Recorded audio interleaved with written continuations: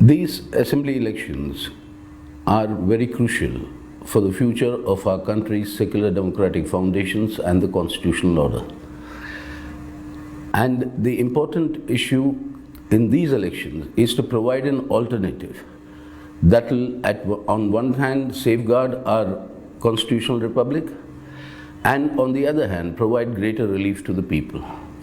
This requires alternate policies, and it is the left that has these alternate policies which it is implementing in states where it runs the governments, like in Kerala, which is in stark contrast to what the current central government and the BJP governments are doing all across the country.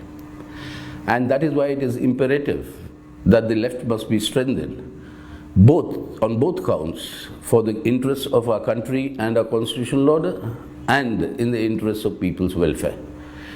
What are we seeing today? For nearly 4 months now, lakhs and lakhs of farmers are on the borders of Delhi protesting against these agri laws, asking for their repeal. On the other hand, the workers in the country, the entire working class, is on strike actions all across against this merciless privatization and the loot of our national wealth.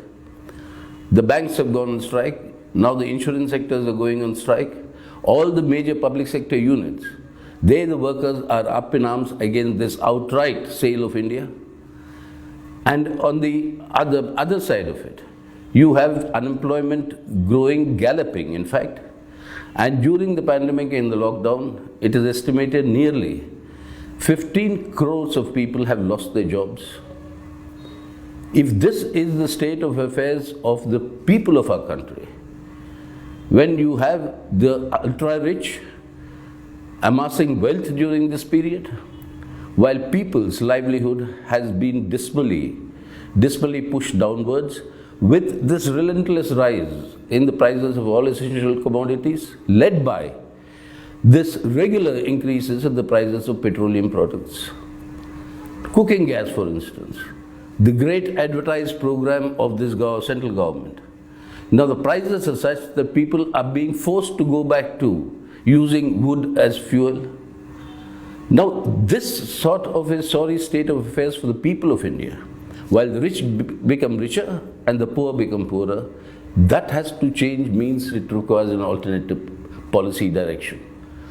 If our social harmony, if our promises in the Constitution and guarantees that the Constitution gives us of a secular democratic republic, of equality in political, social and economic life of the people, of fraternity, of liberty, you have all of this being trampled upon, particularly the democratic rights and civil liberties of people who are being, for no reason, just because they express dissent against these government policies, they are being picked up under draconian laws like the UAPA, sedition, etc.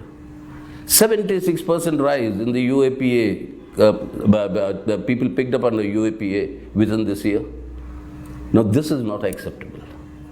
Therefore, defeating the BJP, ensuring an alternative policy direction, that is what is of essential requirement in today's conditions.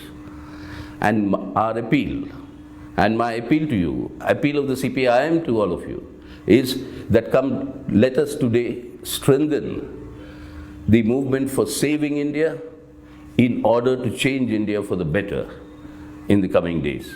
That requires the strengthening of the left, the defeat of the BJP, and the defeat of all those forces who do not have an alternative vision or who are actually kowtowing to the pressures of the BJP and their overall plan to destroy India as we know.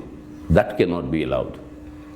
We have to stop that. Therefore, please come out and vote for the left candidates where they are, and in other parts, vote for the allies of the left who will stand firmly for the twin objective of safeguarding our secular democratic constitutional republic and improving people's welfare and protecting the wealth of our country.